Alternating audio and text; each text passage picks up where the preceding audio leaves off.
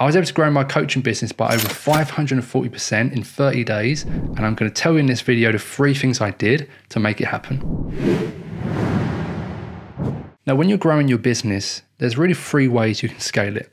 You can either sell more products, you can either raise your prices, or you can sell to more people.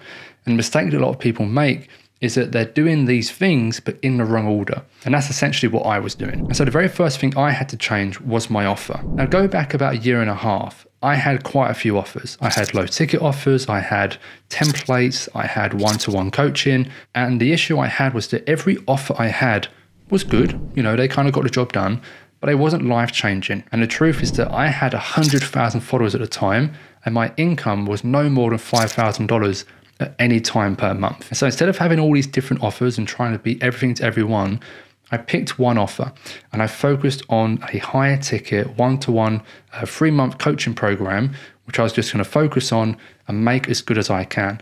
And what I realized was that by simply just changing this one thing, before I had even done anything and made anything, the quality of the leads was much higher. And my business grew literally within 30 days, which leads me on to the second thing I had to change, raising the price. What I was doing before was I was doing coaching already, but I was selling it, as I said, at a very low price point. What I realized was I had to raise my price, but what I always, thought about and considered was that, look, it's not up to me or it's not up to you to decide the value of your program. It's not up to you to decide the price point at which you can set it at. Ultimately, it's the customer who decides that. It's the person buying it who's going to say yes or no. And usually what we think is that when people have options, they're always going to go with the cheapest option. And that usually is the case. But it's not because it's the cheapest option that people go with the cheapest option. People don't want the cheapest thing. They want the best deal. So you first change your offer and you start selling less products. You then raise your price.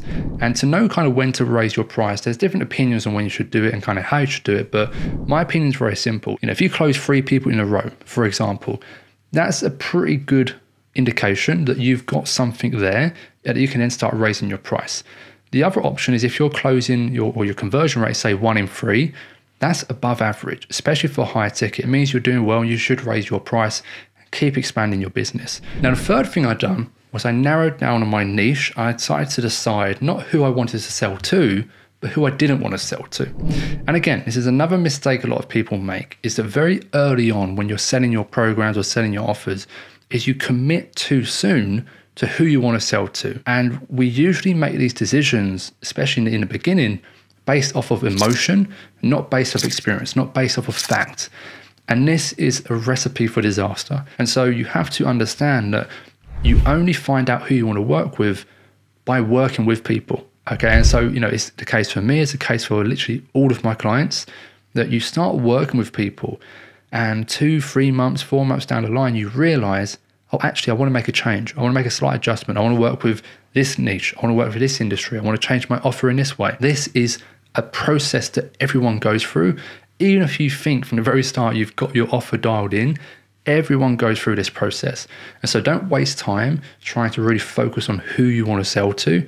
Just decide who you don't want to sell to. Start marketing your offer, marketing the transformation, see who reaches out, start working with people, and then decide where you're going to niche down to and who you're going to focus on over the long term. And so to recap, the 3 things I did to grow my coaching business, the first one was I changed my offer. So I stopped selling low ticket. I stopped selling multiple offers.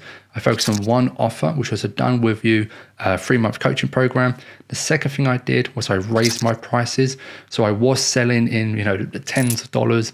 I now sell in the thousands of dollars. And the third thing I did was I changed who I worked with. I changed my audience and I niched down to focus on more of a lower volume but higher quality audience. And so look, if you want to learn a bit more about growing and scaling your own coaching business, I'm going to recommend 2 things. First thing, go and watch and click on this video. This one's going to be super useful to give you some more actionable advice on how to grow your coaching business. The second thing, if you're ready to invest in yourself, if you're ready to get help, then click on a link down below. I've got a masterclass you can watch for free. I've also got a link where you can book in a call with my team. Book in a call with us. Let's have a chat. Let's see if we can be a good fit to help you. If we are, we'll get started. If not, we'll go our separate ways. No hard feelings. But either way, thanks so much for your time. Thanks for watching, and I'll see you in the next video.